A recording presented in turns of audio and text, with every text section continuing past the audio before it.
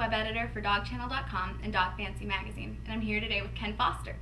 He's been dubbed the voice for the rescued dog and is the author of The Dogs I Have Met and the People They Found, a collection of stories of people whose lives were changed by dogs in need. Thanks, Ken, for being with us today. Thanks for having me. So this book is a follow-up to The Dogs Who Found Me. What prompted you to write it?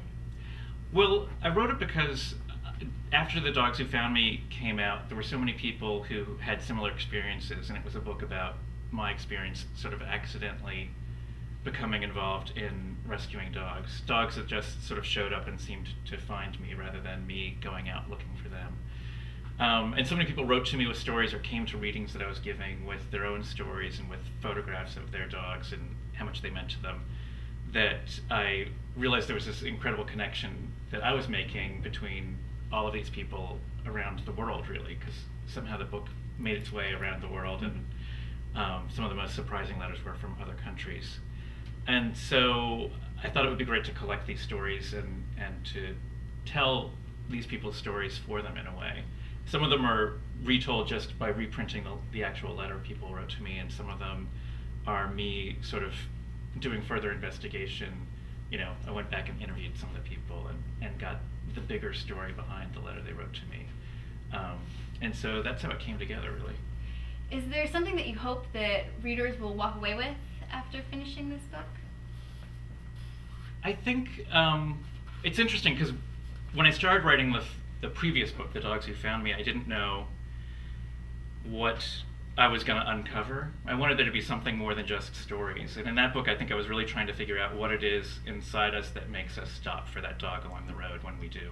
The new book is really about, because it started with all these letters and stories that were sent to me, I think it's really about the way dogs connect us, about the sort of communities that form around trying to solve the problem of stray dogs, or in some cases form around one dog that people are collectively helping, as well as the relationship between, you know, people across the country sharing ideas and information and stories about the dogs they love.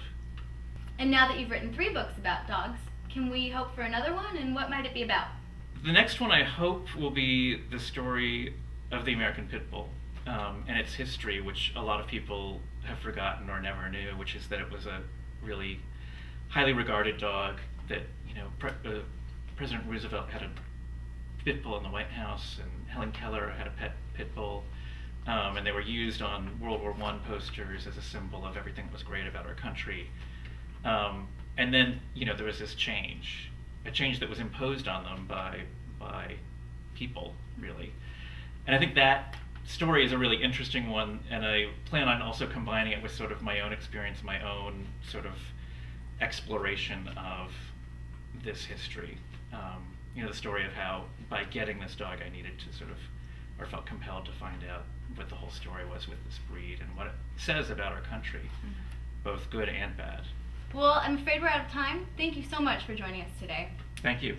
And thank you for joining us as we spoke with Ken Foster, author of The Dogs I Have Met and the People They Found, published by the Lions Press.